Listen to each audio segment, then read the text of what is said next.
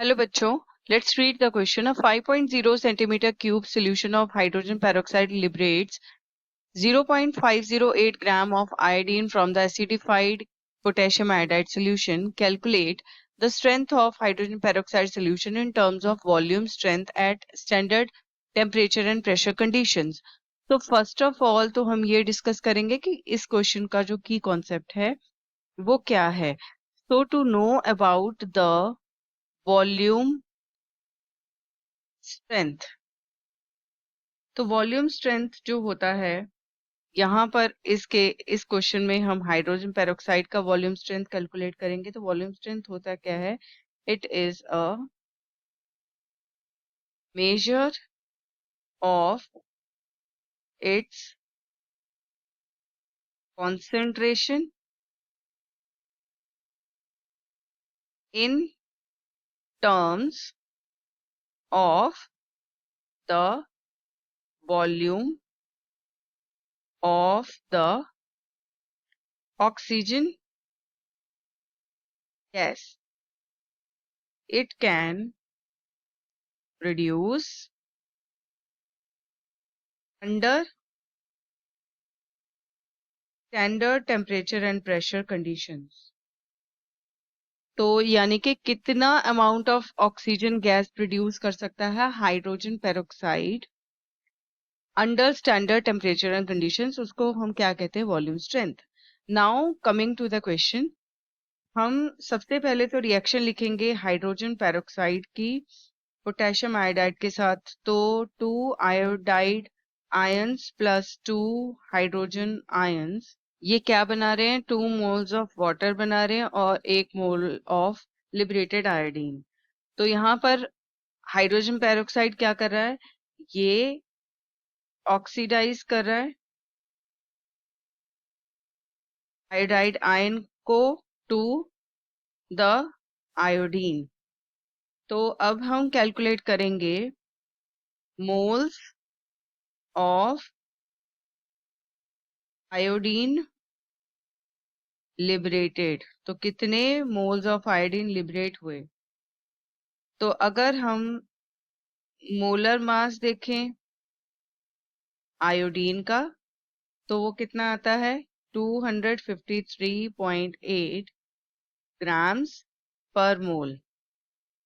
तो यहाँ से मास जो है गिवन है वो कितना है? 0.508 ग्राम्स. तो यहाँ से हम मोल्स कैलकुलेट कर सकते हैं. मोल्स कितना आएगा? 0.508 grams. That will be divided by molar mass 253.8 grams per mole. तो यहाँ से मोल की वैल्यू आ जाएगी 0.002 मोल्स. अब हम कैलकुलेट करेंगे मोल्स ऑफ हाइड्रोजन पेरोक्साइड.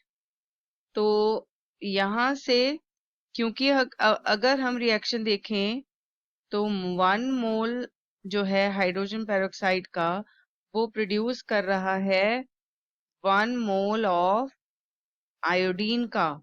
तो जितने हमने मोल्स आयोडीन के अभी कैलकुलेट किए उतने ही मोल्स हाइड्रोजन पेरोक्साइड के हो जाएंगे.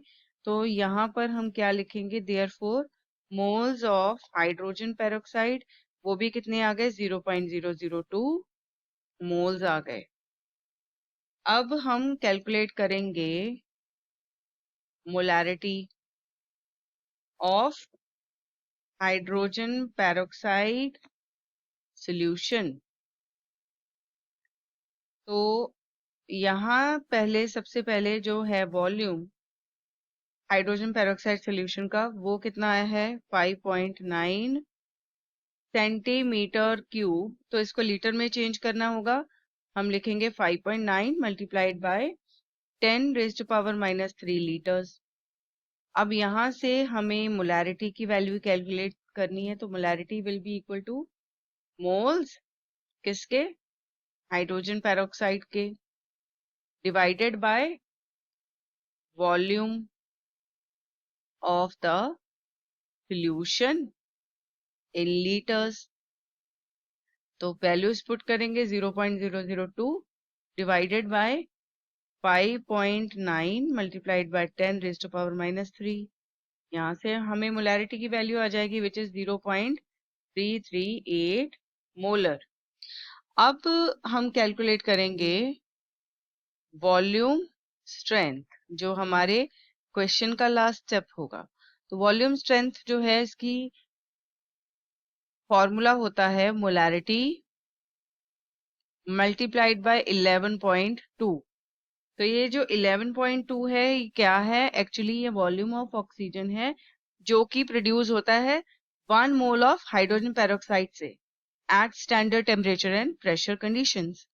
तो यहाँ पर हमें मोलैरिटी की वैल्यू तो ऑलरेडी पता है 0.338 जो अभी कैलकुलेट की है, और मल्टीप्लाई करेंगे 11.2 से, और हमारे पास जो है फाइनल वैल्यू आ जाएगी विच इज 3.7856। तो ये क्या है? ये है volume strength. I hope you have understood this answer very well. Thanks for watching.